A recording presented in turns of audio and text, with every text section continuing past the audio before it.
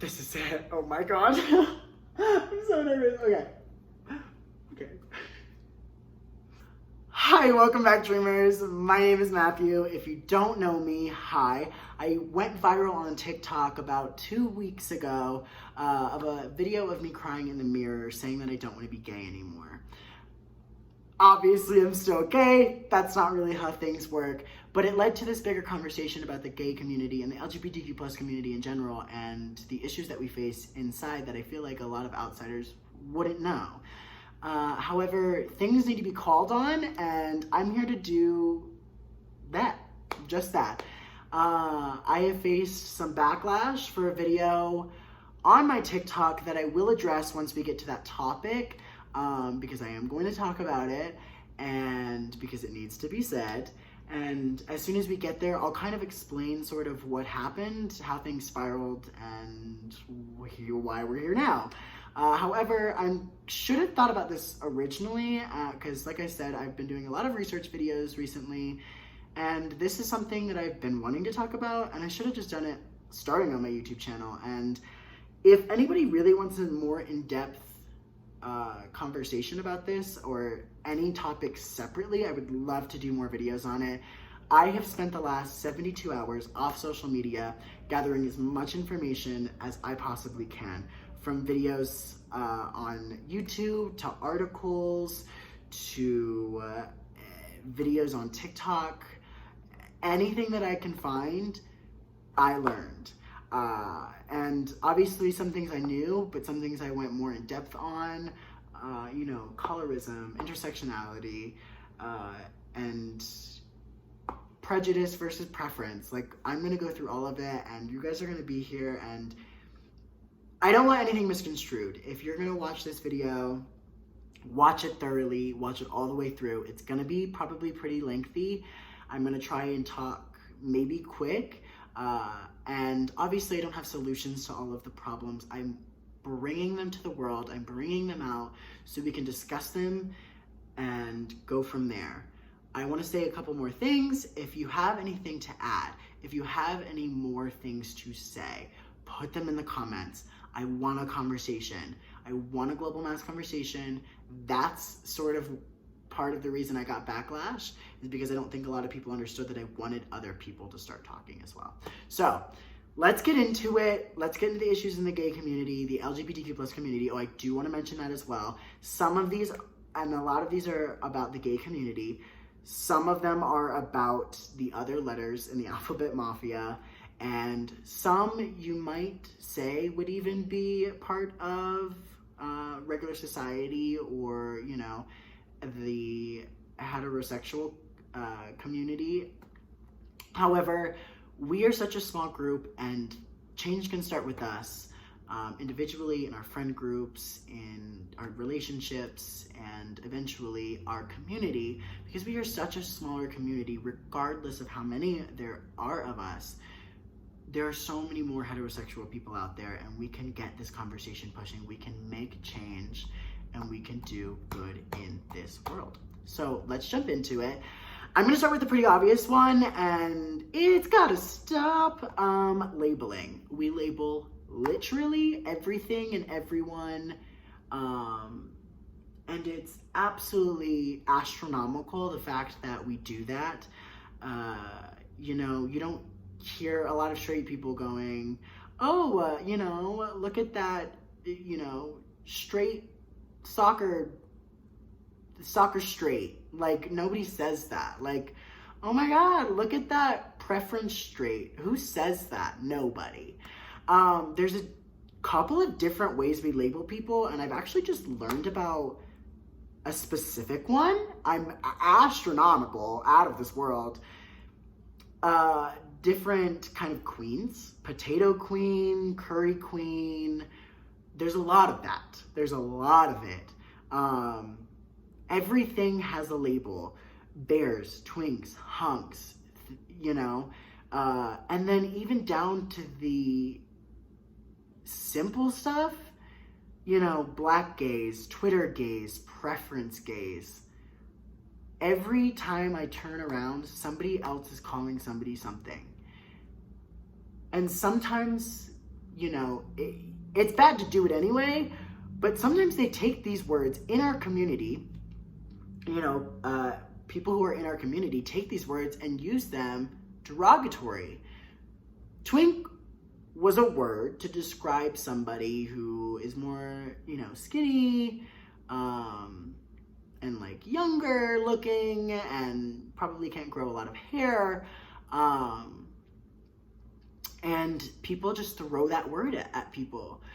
We shouldn't be labeling people at all. Nobody should like it. It's just gross. It's disrespectful, and we are giving it way too much power, and it has way too much meaning. And a lot of it does stem from Grindr. You know, we have a lot of things listed on Grindr, and you know, there's a lot of difference between hookups and relationships and friendships. However, Grindr is a big issue. I'm gonna go into that a little bit more in this video a little later, because I have something to say about Grindr, and it's pretty tea-filled. But that app has those features on it, you know, the different tribes, you know, your sexual position and all of that. Speaking of top versus bottom, gotta go. Again, people use these as derogatory terms. You're such a bottom, you're such a top. What is this, astrological signs? I don't think so. We put so much pressure on our sexual position, including when we're trying to find a relationship. People are like, 2 bottoms don't make a top, and 2 tops don't make a bottom. You know what does? 2 verse people make a great time. I've always had this theory that everyone should be verse. Everyone will eventually turn verse regardless. You know, if you get married at the age of 25 and live to 100, 75 years of the same sexual position, I'm sorry, doesn't sound that great. If you have a preference, you know, of, I prefer top, whatever, that's okay. But the moment you step out and say, yeah, I'm not doing that to your partner, or whatnot, that's toxic. That's bad. And we're just limiting our own abilities to do things. Also, hi, if you're a straight top that just wants to say that, why aren't you just with a woman, you know? No, I'm messing with you. I just think that's a really funny joke. But anyways, as we continue on, we also have the question of, what are you looking for? I know that this is a good avoid question to like avoid, you know, unnecessary conversation or whatnot. But once you've heard what are you looking for so many times, you get so exhausted by the question, you no longer want to answer the question. It's no longer fun to answer the question. And quite frankly, it's gotta go. Like, what are you looking for? Like, I don't even know. You know, it's a lot. Again, it's on Grindr a lot. And typically on Grindr, you know, there are things that say, what are you looking for? And we're setting ourselves up to what? Lie? Like, you can't read the profile when it says, like, looking for relationship, looking for right now. Now, you can put double together. You can put relationship and right now, but the question still stands of what are you looking for, you know, is kind of weird. Again, I'm going to get to why that's so strange. I don't know what just happened behind me. That was weird. But I'm going to get into why that's strange. And you know what? Let me just talk about it now. Grindr. Woo, I'm going to get tea for this girl. It has been said, and I want you to take note, that this was 2019, maybe 2020. The maker of Grindr has stood by his word that the LGBTQ plus community, specifically gay people, aren't set up to get married. They shouldn't marry, and that's toxic rhetoric right there. So all of us on Grindr, I know some people are looking for a hookup and whatnot, and I'm not going to sit here and slut shame or whatnot, because you need to do you, and Sometimes our needs need to be met. You know, there's a very respectful way to do that. But I just want everyone to know we are supporting an app where the creator said that gay marriage, you know, we're not set up for gay marriage. So, you know, just keep that in mind. We also have, of course, the toxic masculine thing, which is feminine versus mask. Mask for mask, you've heard it before. Feminine people are looking for masculine people are looking for masculine people, nobody wants the feminine people, and it's just, you know, this comes from insecurity. There are just some people out in the world who are just insecure with who they are, and they can't handle, I'm dead serious, they cannot handle someone who is feminine, and whatnot, or, you know, and I'm not gonna give myself, so I'm somewhere in between. Everything's pretty much a spectrum. I am very much in between this feminine and masculine idea. Sometimes I'm more feminine, sometimes I'm less feminine, sometimes I'm more masculine, sometimes I'm less masculine. And I'm not gonna go searching for somebody who can't match my energy. I'm all about energy, I'm all about personalities. It's all about who can match that energy.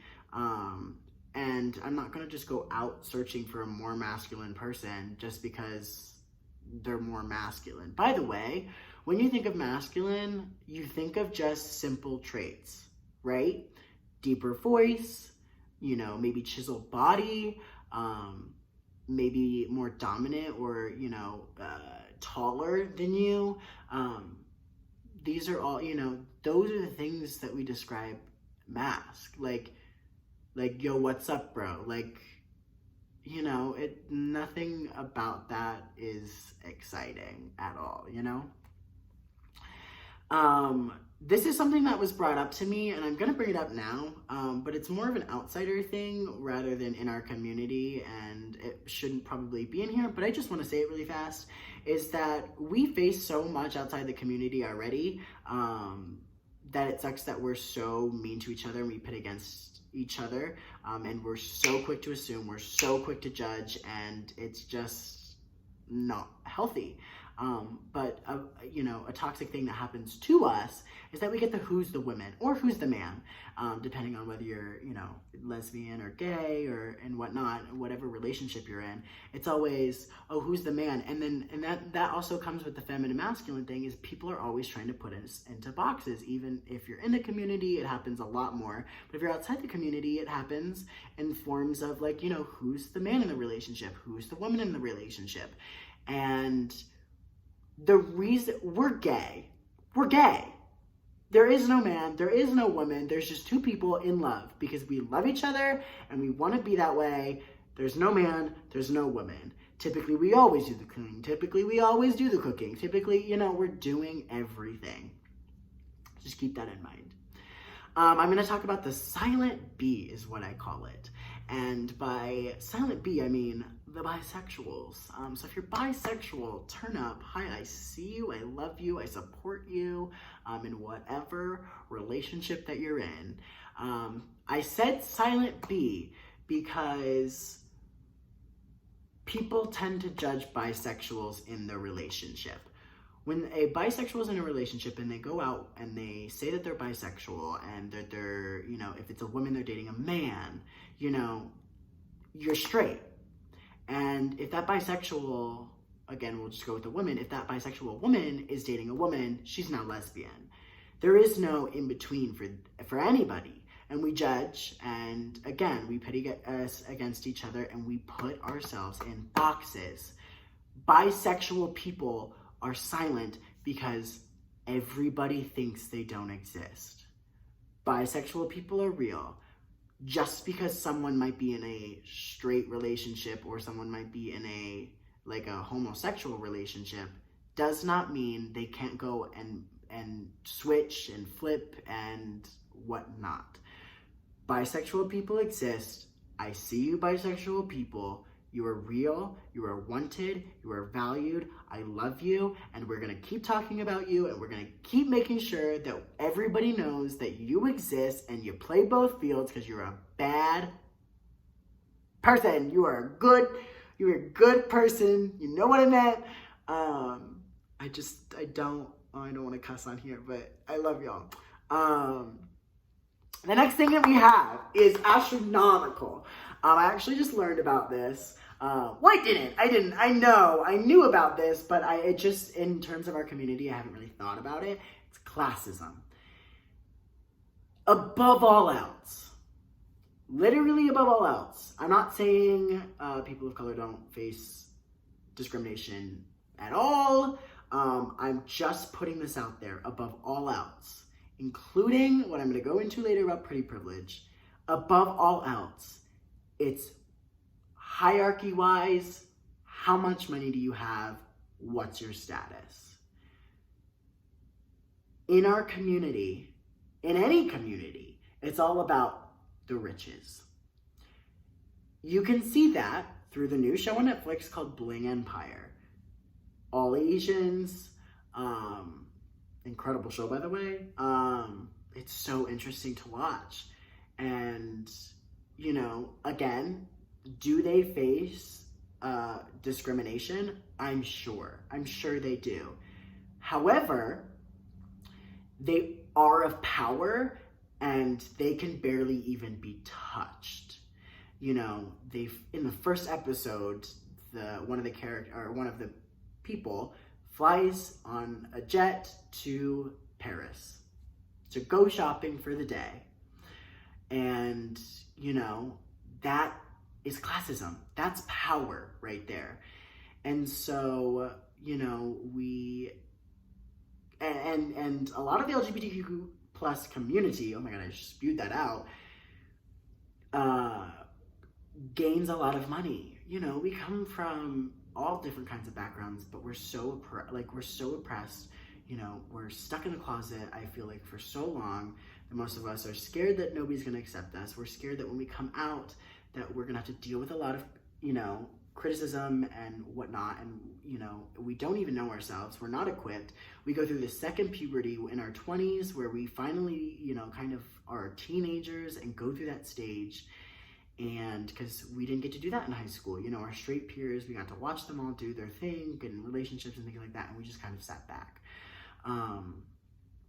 But a lot of us, you know, flourish after, and we gain a lot of money and we gain a lot of power.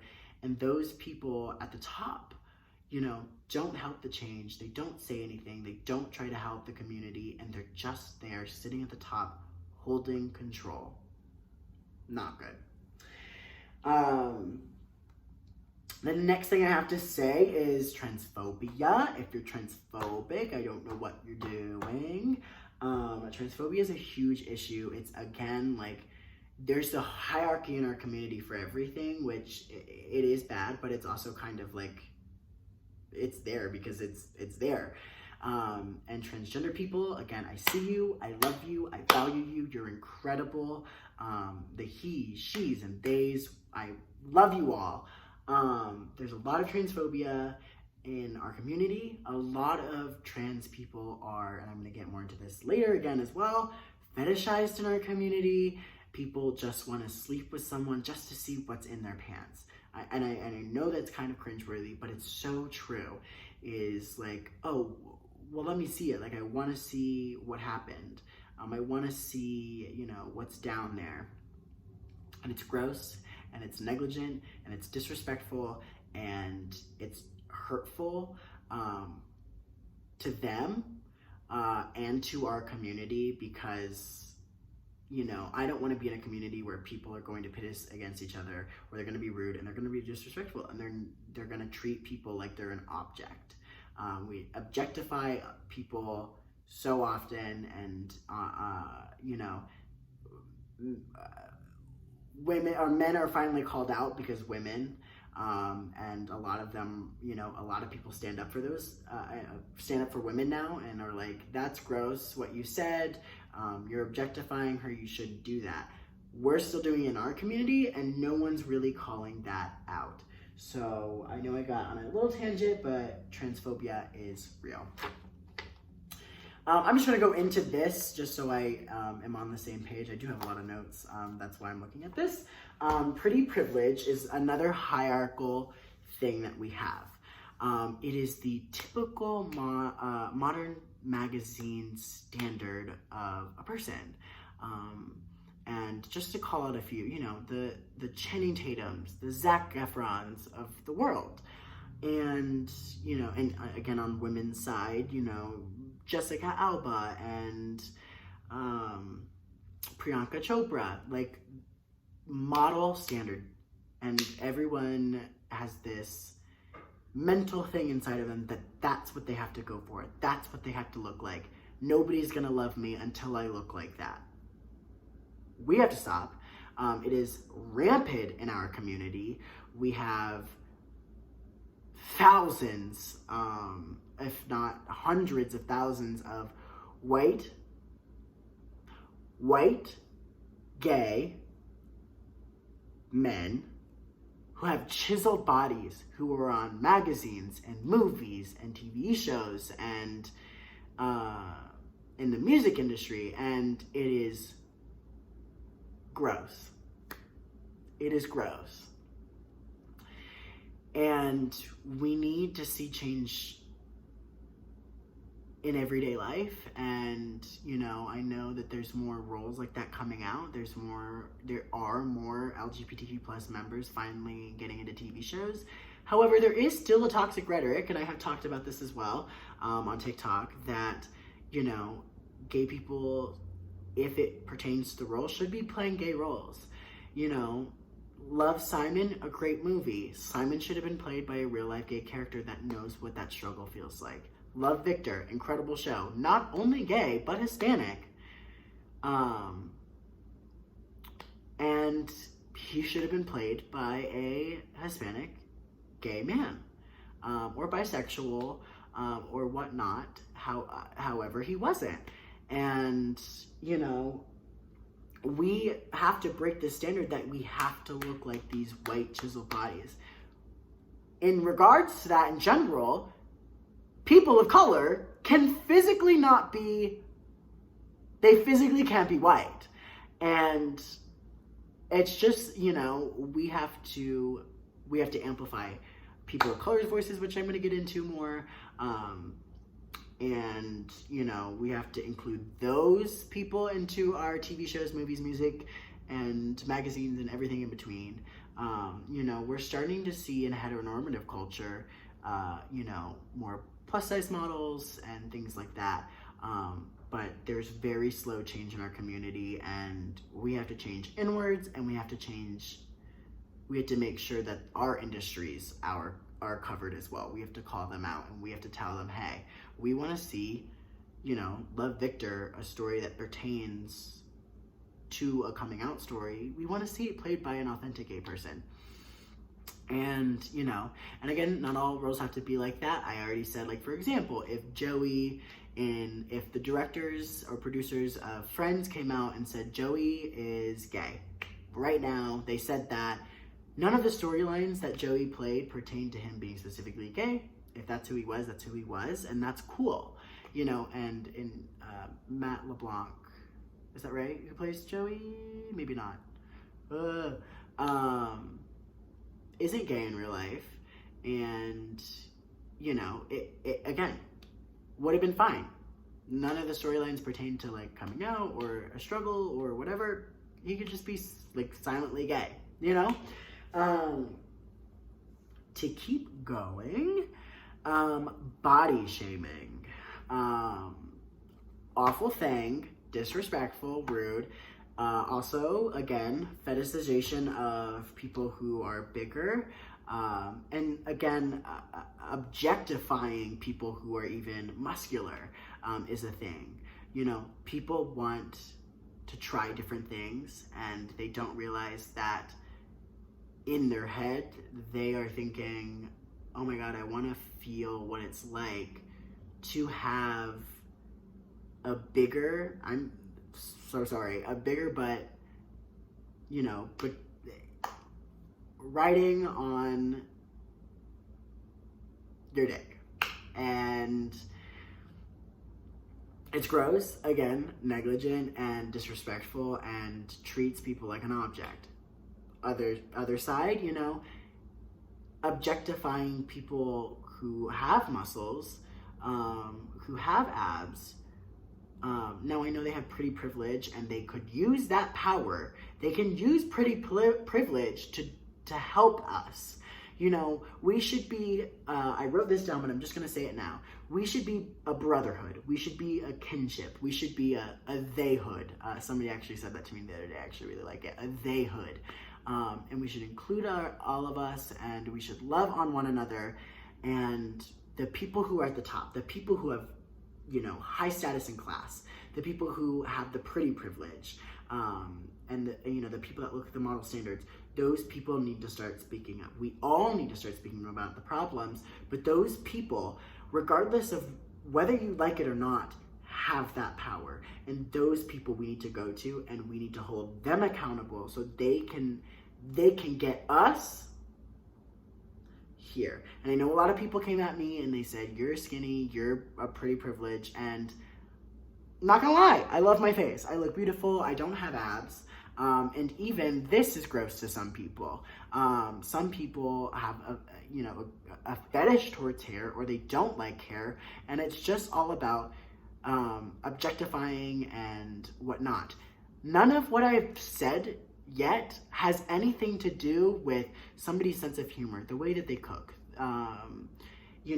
what they do for a living, absolutely nothing. I mean, classism has kind of what to do for a living, but like, it has nothing to do with personality and who you are as a person, and if you're funny, and if you're lovable, and, you know, what you like to do for fun. And it's crazy that we can just sit by and watch people say negligent things and just leave it be. Speaking of.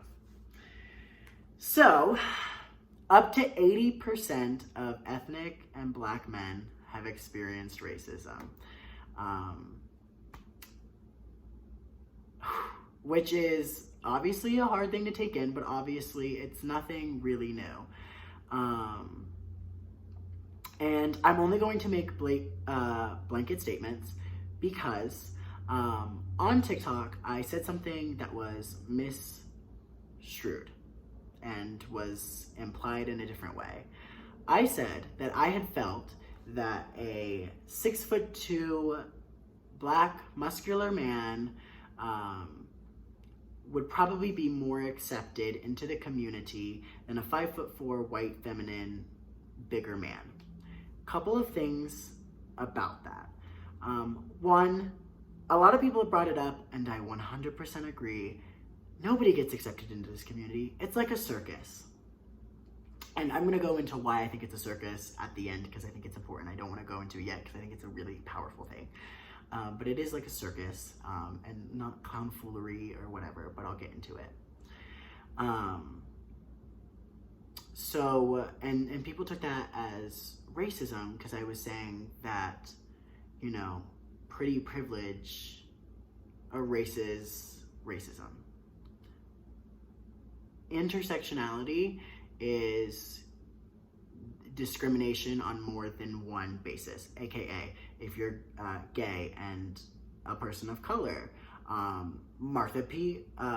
Johnson, one of the leads of the Stonewall riots, person of color, transgender, queer, you know, triple threat. Triple discrimination. Intersectionality is real, and a lot of people don't realize that sometimes people don't recognize that, and one negates the other, and they think one is more powerful than the other. And that's what people assume that I said, was that pretty privilege got rid of the racism that happens for people of color. Second thing that I wanted to clarify was that in the comments, I agreed with everyone that was like, people of color are more fetishized than accepted, which is true. People of color are way more fetishized than they are accepted in the community. Again, the community doesn't have an acceptance rate. That's not a thing. I said that and it kind of became a thing, and I realized that was really toxic rhetoric. So I want to apologize for saying that accepting into the community was a thing. It's not.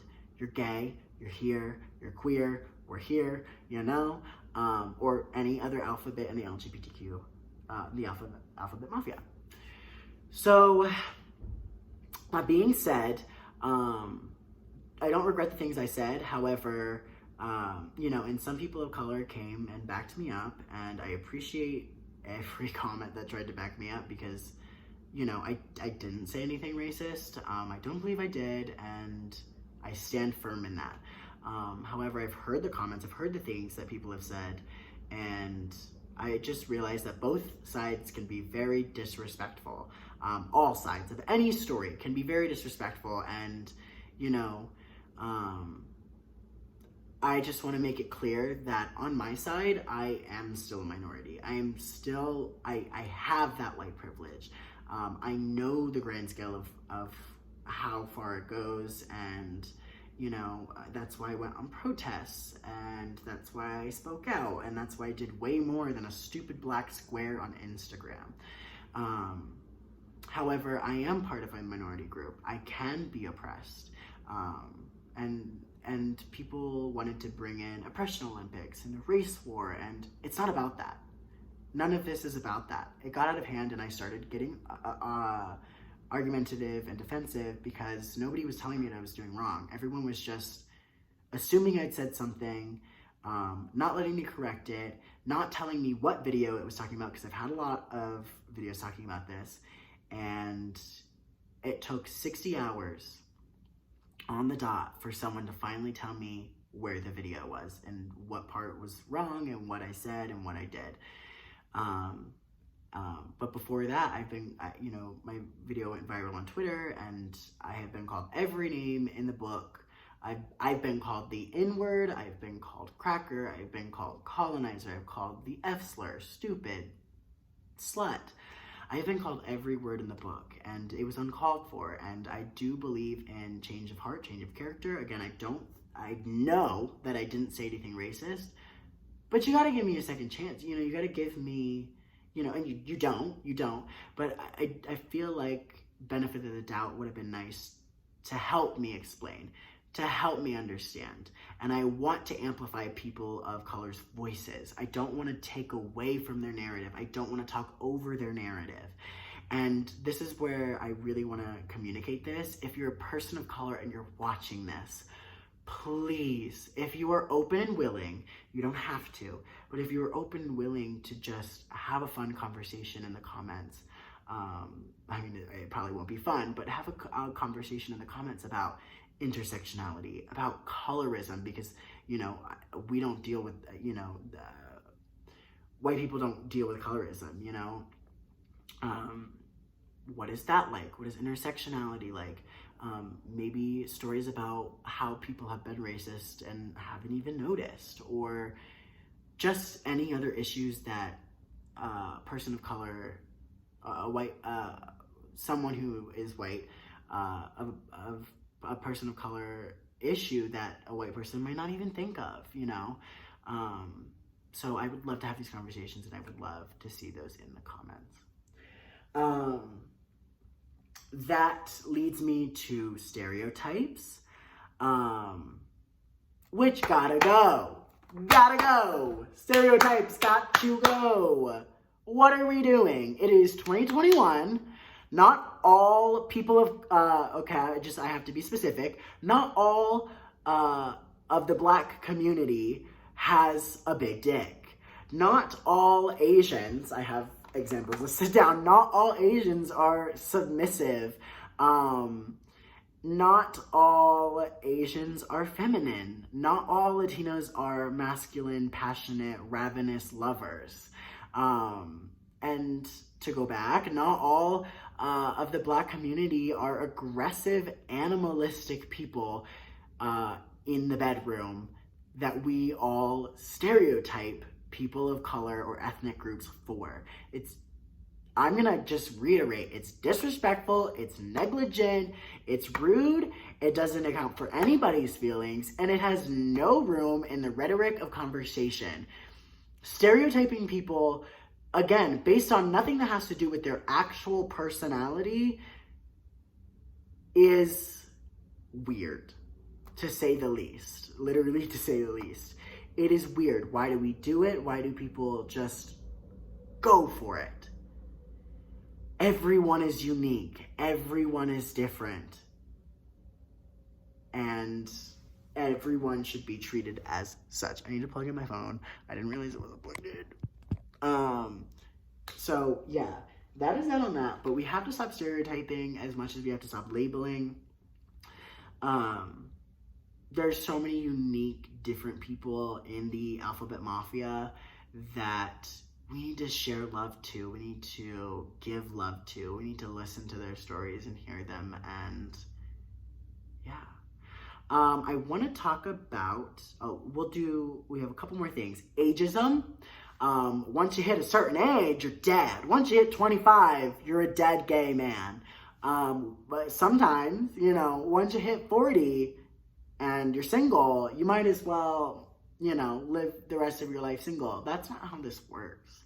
That's not how any of this works. We can't just be disrespectful to people who are older. And by the way, people who are older also have the power to speak and help. Because a lot of, again, like I said, once you hit a number, you're just a dead gay man. And those people have stories that they can tell us and help us find a better path to the future and a better path in our community. Because, older, and going back, older people can, who are 40 or 60 have stories that, none of us will even fathom thinking about. So let's think about that. My dad was alive during the Stonewall riots. He was younger. I think he was born in 64, so he wasn't that old. However, there are 70, 80-year-olds who remember that, and we can, and they've kind of gone through the whole spectrum of the LGBTQ plus history. It started in 1924, really, but, besides that, they have stories that they can tell us, and it is great information. But that's not the only thing they're good for. So I don't know why there's this rule that once you hit a very small number, mind you, you're just a dead gay man. Gotta get rid of it. Toxic rhetoric. Leave it out. I think I'm gonna do a separate video because this video is already kind of long on communication. I have an announcement that I'm gonna announce in just 2 seconds about communication, but communication is important, and we often think that we don't owe anyone. That was a huge comment on the original video, that we don't owe anyone anything, and that's true. But we have gone so far the other direction where we are allowing people to be disrespectful, to be rude, to ghost us, to leave us unread, to leave us undelivered, to not pick up the phone. You don't get points for basic things. You don't get points for picking up the phone. You should already be picking up the phone. You don't get points for giving me your phone number over your Snapchat. You should be classy, and you should be giving me your phone number. You don't owe anyone anything, but you should be a good human being and give people human decency and basic respect. That is the bare minimum. So I think I'm gonna do a whole video on communication in general. The last thing I wanna talk about is preference versus prejudice. I've had a lot of interesting discussion about this, and I saw a huge ton of videos talking about preference versus prejudice. Now, I want to bring up the difference between, that line is disrespect. And I 100% agree, the difference is disrespect. However, I still think allowing, there's, again, a way to say things, and it's very toxic to be no fats, no femmes, no Asians, no blacks. This isn't seen as much, it's still there, but it says no whites. And, it's not even just on Grindr. It's on Tinder. It's on Bumble. It's on Hinge. Which I want to give a perspective. Tinder, Bumble, Hinge are all dating apps for heterosexual people that have a homosexual option. None of these apps, and you can argue that Scruff might be, but the rest of them are, and I haven't downloaded Tammy. I see a bunch of ads for it, but I'm not going to pay for a service. Scruff, Grindr, all of those they're hookup apps. And they also are doing harm to our community because they separate us into categories for bears and twinks and whatnot. So prejudice versus preference there, you know, I grew up and the video didn't do so hot. There was a lot of negative things. So I want to say it again. Just, I don't know if it's going to come across the same. I don't know.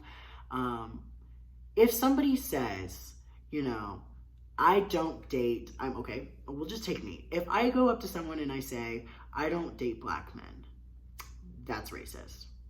That is giving a presumption that I have met every person in the black community, and I know what everyone looks like. I know what everyone's personality is. You know, I know what's in everyone's pants, and that's harmful. And it's, like I said, it is racist. And, you know, backwards, somebody of color who says they don't date white men, to nix out an entire race, like I said, isn't good. Again, there's no such thing, I'm going to say it loud, there's no such thing as reverse racism. However, you can be disrespectful to anybody. Negativity doesn't have a race. Saying that you wouldn't date a white person is, it is prejudice. However, it has come to my attention, and I agree, that some people of color don't really necessarily want to deal with being in an interracial relationship. And I wouldn't, obviously, I'm not going to force anyone to do that anyway. But here's the thing. Here's the reason it's toxic with the preference versus prejudice. You know, if as a white person, if I were to say I don't date black men, like I said, it gives a premonition that I've met every black person, and that's racist. If I say I have a type, and my type, you know, includes Latin men and white men and, you know, whatever, and I said I don't necessarily go for black men, however, if one were to stumble and we fell in love, that's that on that, end of story. That's not racist. You have a type, and everyone can have a type. You're getting married. Well, the idea is that you're getting married, and you can't force yourself to be sexually attracted to someone. Obviously, the emotional connection, you know, and some people think one way is over the other. I think they're pretty equal. In terms of, you know, you cannot force yourself to be sexually attracted to someone. You can't. And, you know, and that's what happens with us in the community anyway. You know, for lesbians, they don't like men. For gay men, they don't like women. So it kind of is the same thing. I'm hoping this is getting across. So here's the issue. There's toxic rhetoric in our community, labeling, stereotyping, whether that be in letters, whether that be in text messages, whether that be in real life conversation, whether that be on an app like Grindr. Don't use no fats, no femmes, no whatever. Don't take that as an excuse to be like, okay, well, now I'm gonna try it, just to like, you know, now I'm gonna not put no fats, no femmes, no Asians, and I'm gonna go to a bigger person and fetishize or objectify, because now you just traded one negative for another negative. Don't put no fats, don't put no femmes. You know, it's harmful. If you have a type, that's fine. Keep it to yourself. You can tell friends if you want them to set you up. And there's easier ways to explain it. There's blatant racism, and I saw this on a video, and I don't know how much I believe of this, but I'm gonna say it just because right now it is the only option. If you have other things that you wanna say on this, please put this in the comments. It'd be incredible to have this conversation. Don't say no fats, no femmes, no Asians. Say, I don't really prefer, or I'm not really attracted to. There's a way you can say things, and it's very important. So I think that is a good thing that you can do, because being direct like that is just disrespectful. And again, it really gives that premonition that you've met every person of that race, of that characteristic, because sometimes it says no mask, no femme, and you know, that's hurtful for anybody. And you might not think so, but if someone reads that and they're feminine, then it just means they're lesser than. You're not worth it. You are way more worth it than you know. You are more valued than you know. You are more loved than you know. And please, don't ever let anybody take your light. Push them to the side and let them into the darkness and get yourself into the sunlight. Those people, there are some people out there who just want to be negative, who just want, you know, who don't want to change and don't see a problem with it. We see eye to eye, we see eye to eye, we know. And if you ever, I'm serious, need somebody there, put it in the comments. Send me a DM. My Instagram, my TikTok, my Twitter, my anywhere. I answer my DMs. I will answer them. If you want to have a private conversation there, also about anything that I said in this video, you're more than welcome to do that. If you're not willing to do so, in the comments. I went through all of the things that I wanted to say. I have 2 more things that I would love to announce right here, right now. I am slowly, but I will keep you guys updated as much as I can. I'm starting a podcast. It is going to be called, I believe, it's on my phone. I think it's Deeper Conversations. I think it's the one I'm picking, Deeper Conversations with Matthew. It's going to be a podcast, all things. I'm going to have guests after guests. And we're going to talk about some of this stuff, but we're going to talk about a lot of other stuff. And I'm very excited for it, and I'm very excited to do a lot of episodes on a lot of different things, especially about communication, because I think it's so interesting. We don't talk about the mind enough, and we don't talk about, you know, the things that just slide in different communities, or, you know, or why we continuously allow things to happen, like model standards and pretty privilege. Last thing, I am going to show some photos right after this, but I want to do this a lot easier.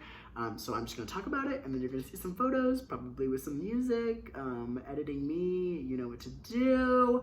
I have a new merch line, and I'm very proud of it. I'm very excited about it, and it has not quite come out yet. I will do a video on it when it does. It'll be released on Friday. All things hopefully willing to get the shop up and all of that. I have a merch line, I have a collection, it's called the Misfit Collection, and a lot of people might look at that and be like, I don't want to be called a misfit. And there are some words that I truly believe you can't reclaim, the F slur being one of them. And when I say that, I mean the gay F slur, not the cuss word. And misfit means that you don't fit in, that, you know, you just don't belong. There's a line through it, and you're gonna see that in the photos. There's a line through the word misfit. The word misfit means you don't belong. That line symbolizes that you don't want to belong anywhere. And even if we are in that community, we are in this community. Oh, I need to talk about the circus. We are in this community where, you know, as soon as we kind of sort of feel it or announce it, and that line symbolizes that you don't want to fit in. And we all need to be unique. We need to show our colors and be proud of who we are. And that meaning be proud of every part of us. Being a certain color, being a certain ethnicity, being a certain way we act. Every part of us is unique, and being gay or being a certain color it's not all of us. It is part of us, but it's not all of us.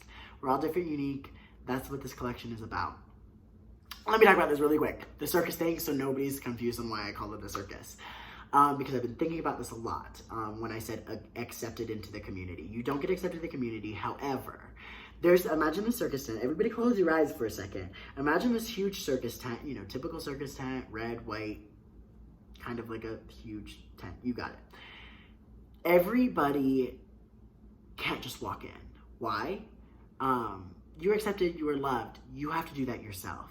Once you love yourself, once you accept yourself for who you are, your difference in opinions, your difference in anything, walk in.